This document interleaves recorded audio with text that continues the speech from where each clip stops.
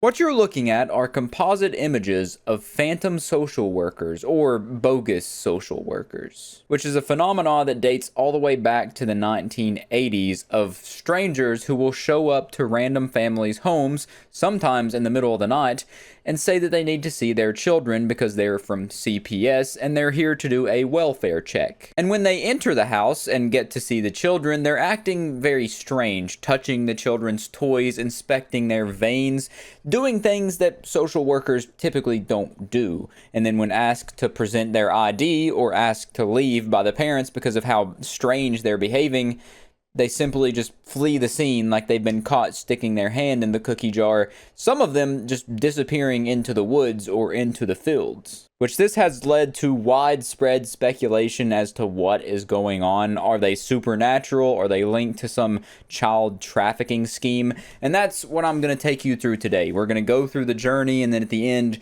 I'll have some theories about what I think's going on.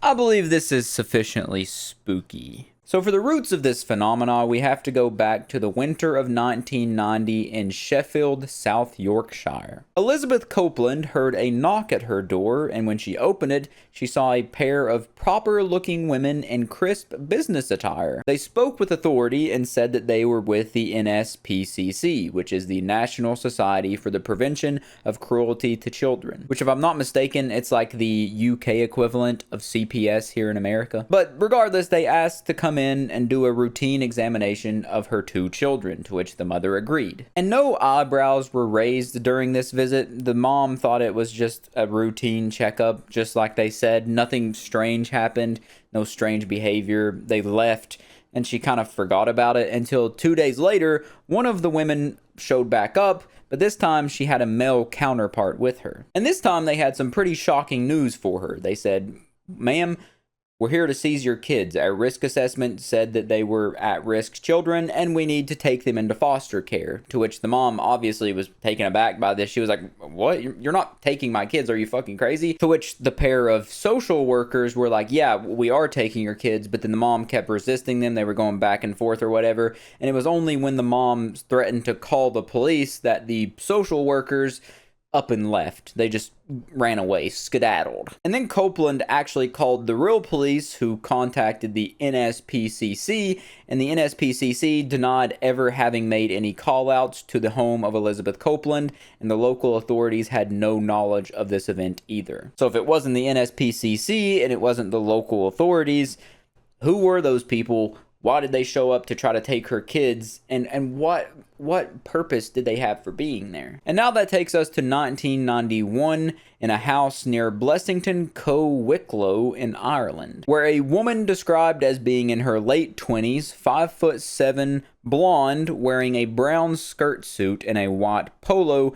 carrying a briefcase, appeared to this house, saying that she was a public health nurse and had to take a baby boy away for vaccinations. She knew all the information about this boy, like his name, his date of birth, and when the mom requested identification, the woman left. And that prompted the Eastern Health Board to issue warnings about the incident, advising people to be vigilant, telling them to make sure that you ask these people to properly identify themselves if they randomly pop up and try to take your kid. Just out of the blue, someone appears to a family's house, says they need to take their kids, and then when pushed back against or trying to get the authorities involved or get identification involved, they disappear. They run away. Obviously, very strange behavior so far, but that is not even near the end of this story. Because later of that same year in 1991, in May, there were multiple reports of a well-dressed couple, a man and a woman, attempting to examine or abduct children on the pretense that they were social workers. The man was described to be in his late 30s, about 5'6" or 5'7", with a medium build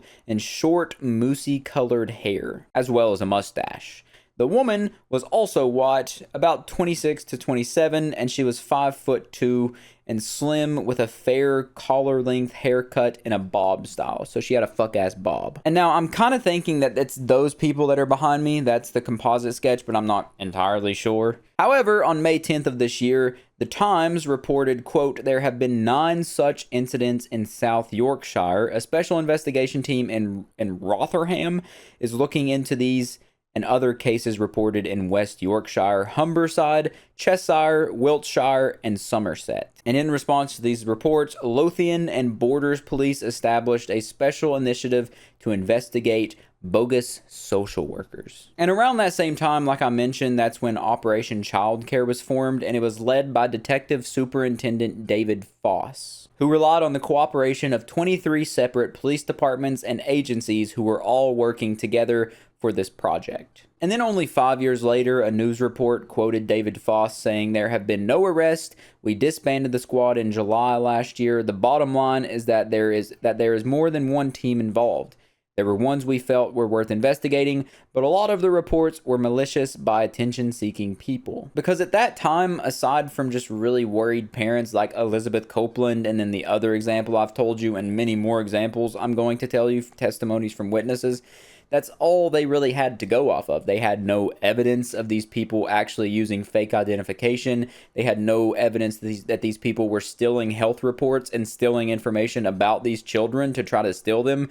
And no children had been stolen yet from these situations, so they didn't have much to go off of. All they had was testimonies from parents saying that people were showing up and acting weird towards their kids. But just because Operation Childcare stopped functioning, that does not mean these bogus social workers stopped popping up, because these weirdos kept on coming.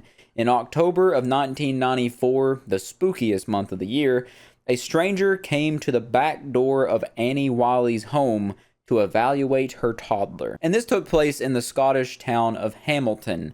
Annie was a young mother, and this is a quote from her: "I thought it was strange to start off with, as no one usually comes to my back door. This woman said she was my new health visitor, and she had come to check his medical records. My son had been in the hospital. He was an asthmatic. I said to her, 'Do you have identification?' And she said, 'Ooch, I must have left it in my car.' Something my usual health visitor never does." And just in case you don't know, from what I've understood, America doesn't have something like this. Health visitors apparently are actually a thing. They just show up to actually do health visits. From what I've heard, it's kind of common in the UK for that to happen. But then the quote continues and says, "I looked at the car and there was a gentleman in there smoking a..."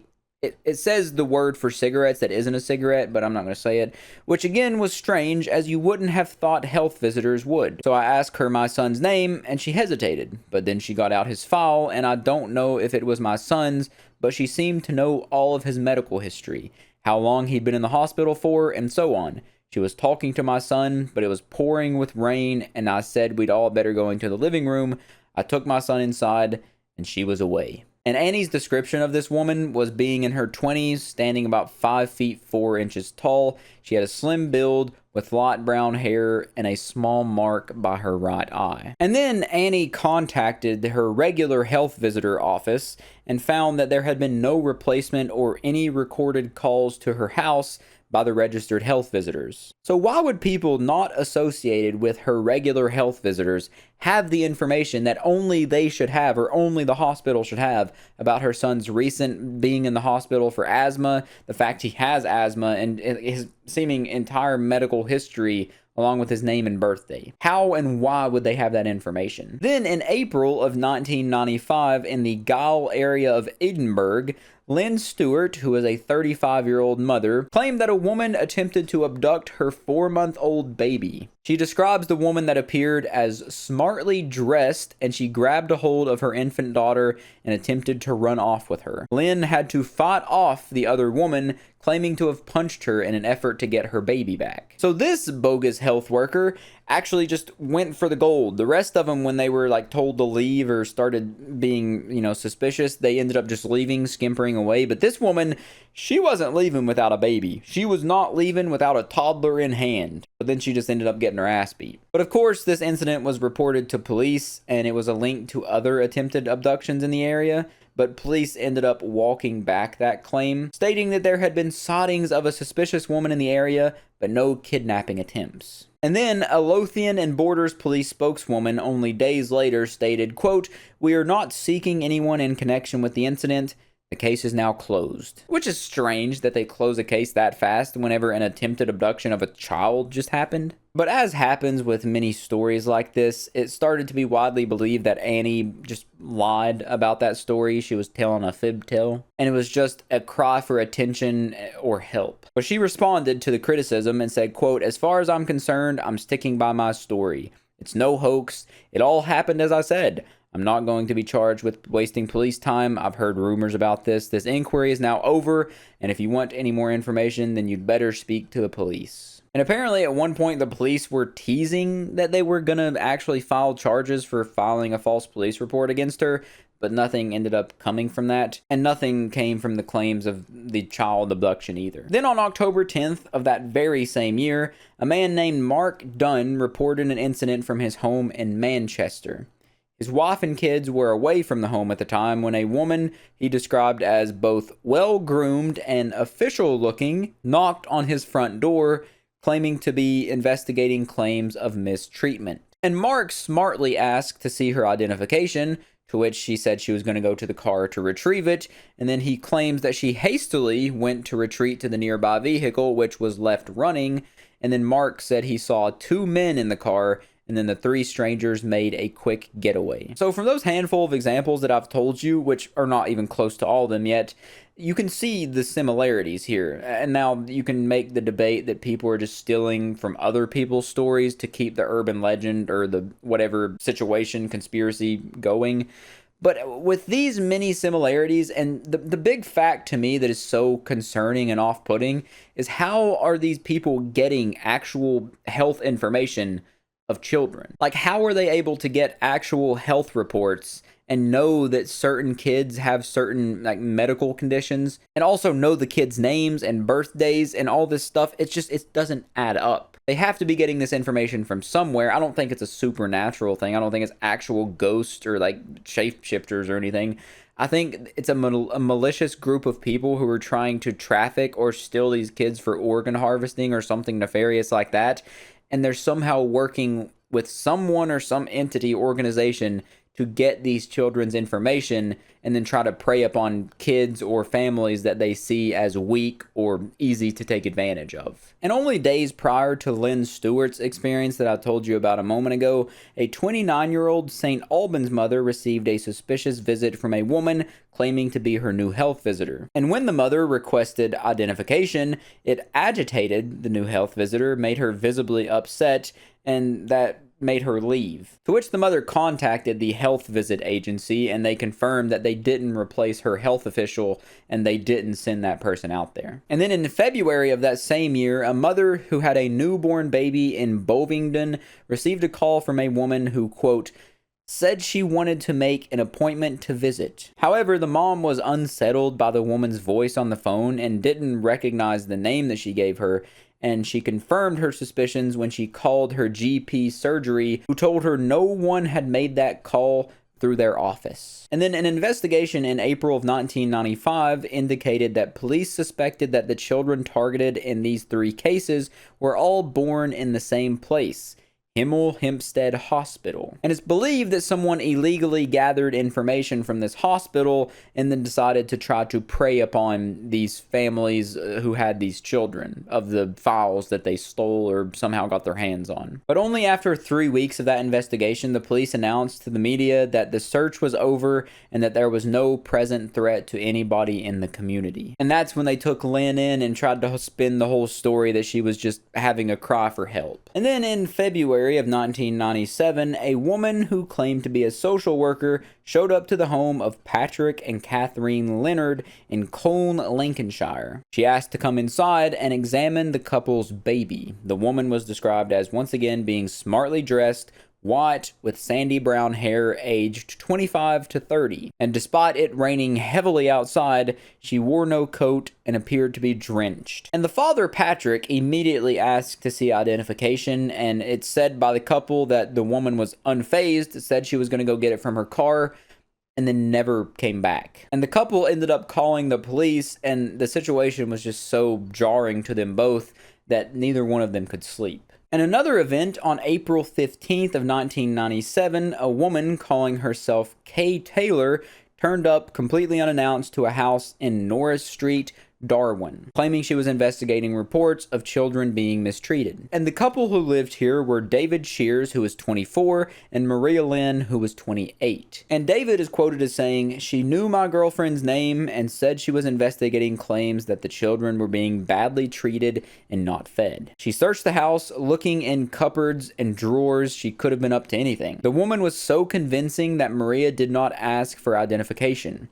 Quote, I'd just like to warn people that there are people like this going around." But fortunately, both of the children that lived in the house weren't there at the time, so the lady wasn't able to do anything to the children directly. But the woman is described as being aged 20 to 30, 5'7", with short, dark brown or black hair, and she drove off in a red F-Reg Nissan Micra. Also in that same month, there was a couple other reports of bogus health visitors in Winsford and Middlewich. Police believed it to be the same woman who specifically inquired about baby daughters under a year and a half. And she lost interest and left if someone told her that there were only a boy or an older girl children there. And in one case, it's said that when she was confronted, she mumbled something about having made a mistake, referred to a conspicuous red document folder, and said she would return later. So there are 3 documented cases of just that one same woman going into people's houses in one single day on the pretense that she was, quote,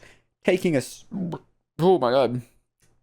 survey. Yet another incident happened in Little Holton in Salford, Manchester, where an alleged visitor attempted to access a house on Aspinall Crescent on the pretense of examining the family's baby. But they were deterred by the mother, who was suspicious over the woman's lack of identification, and the woman called herself Natalie. She was reported to be Caucasian with black curly hair and had a distinctive Geordie accent. And at a community meeting, which was attended by police, multiple other local community members claimed that a woman fitting that exact description came to their house to also try to examine their children. Then, on July 9th of 1999, a mother in Stanway, Culture, opened her door only to be met with a woman who called herself Vicky. She said she was a social worker, and she was described to be white, aged between 25 and 30, about 5'9" tall, with dark brown hair and waist-length plait,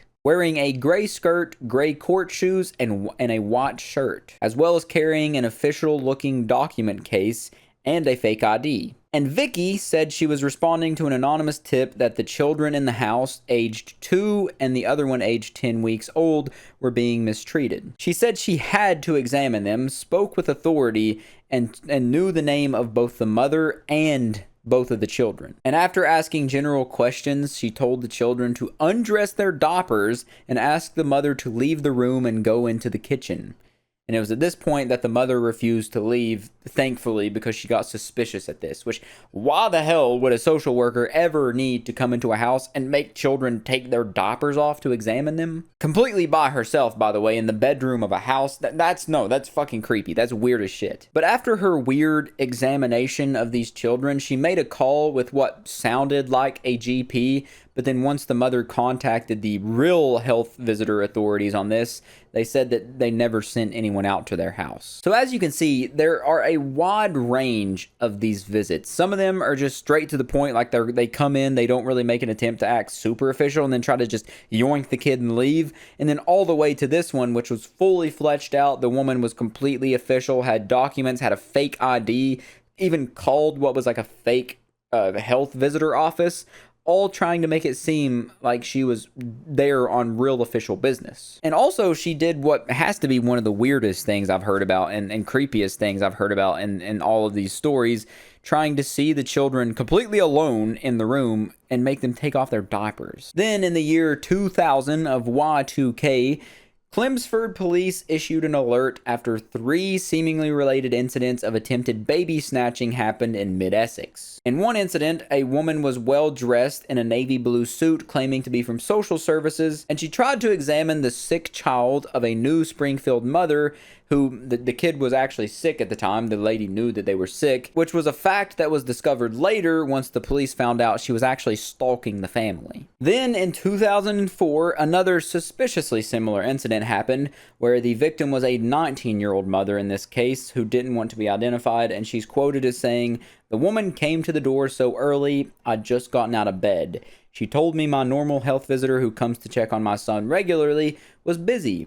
She then walked in, picked him up, looked in his eyes and his ears, and told me she thought he was doing really well. Then she sat on the couch and began asking me what my plans were for the rest of the day, when normally the health visitor would talk to the baby and play with him, but she only spent a couple of minutes with the baby." And she was also described as being well dressed with like the actual attire that a health visitor would wear, even with a PIN identification of a health visitor. But then the girl's mom ended up calling because she got suspicious after the visit, and they found out that they didn't send anybody out to do a replacement visit from their normal health visitor. Then in 2001, the Scottish Daily Record reported on another alleged incident. Quote, "Police were yesterday hunting two distinctly dressed bogus social workers who made a suspicious call at a house.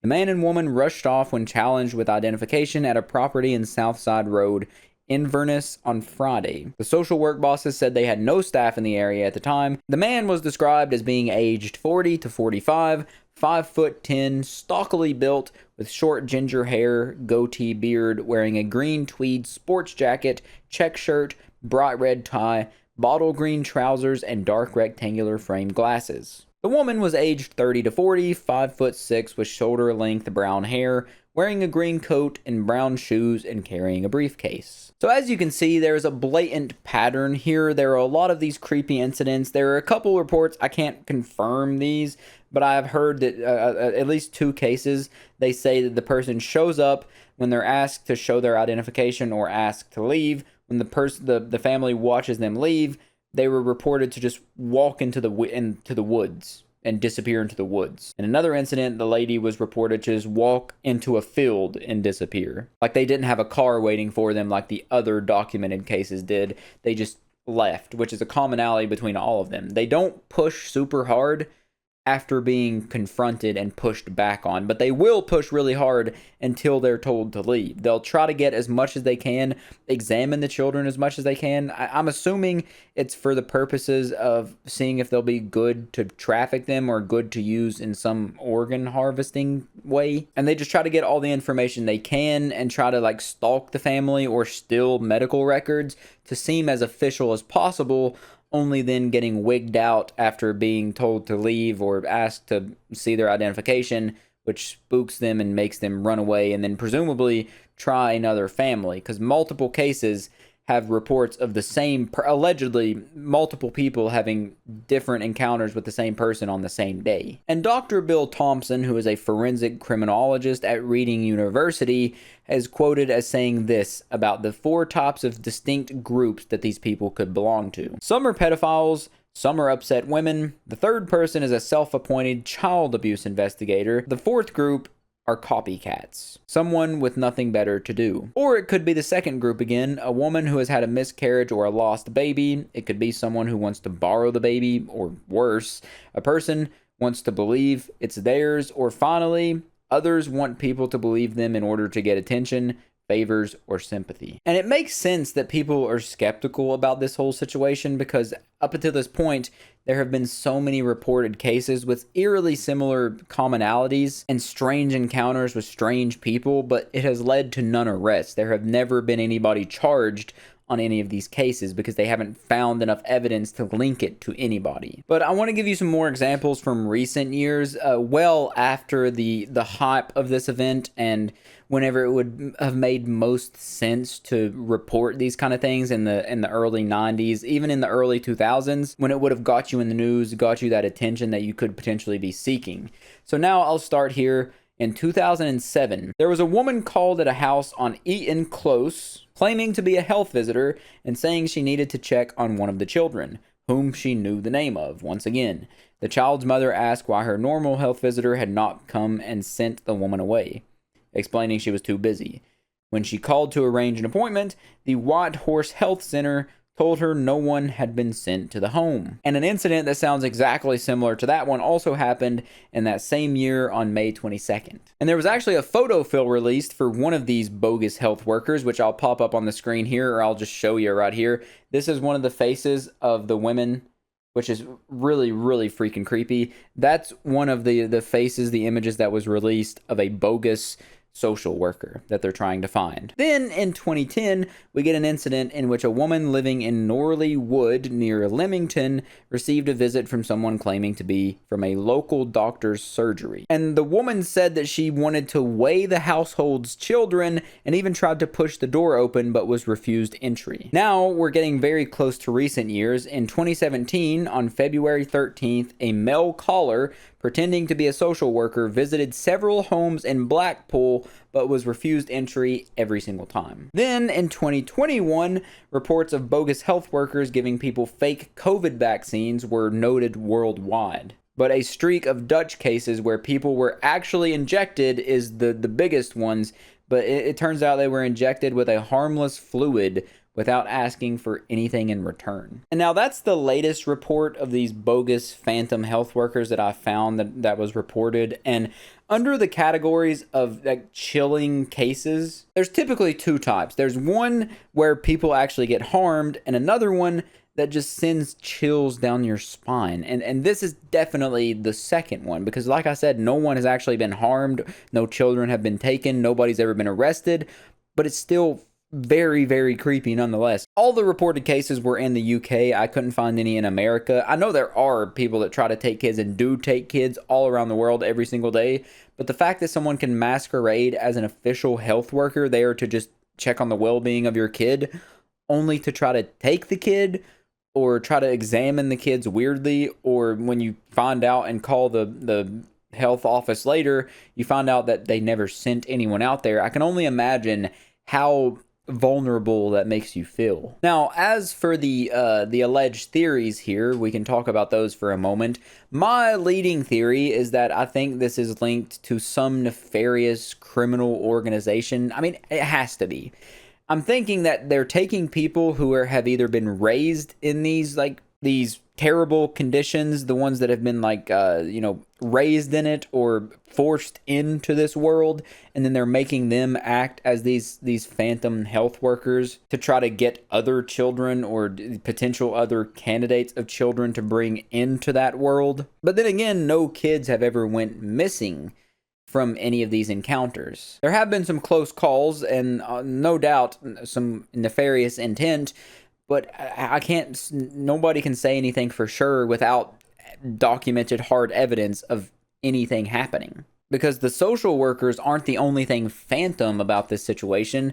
Every aspect of it is elusive. Because we can't say for sure if any of these things actually happened for real, because there's no evidence, just witness testimony with no arrest or anything to back it up. And this situation being so shrouded in mystery leads to another theory where people genuinely think that this is something supernatural, that this is something not human, and it could either be shapeshifters, reptilians, aliens, or even just like shadow people or something coming to try to steal children, which I believe is where stories about them disappearing into the woods or disappearing into the fields or just acting super creepy comes from, because I have heard a couple stories where someone says that they've heard that the reports of the social workers, they had like dead eyes, or they didn't look like they were, like their face just looked off. And I think that is just a natural twist that comes to these stories whenever there is so much unknowns and so much mystery surrounding it. People like to twist it and make it something more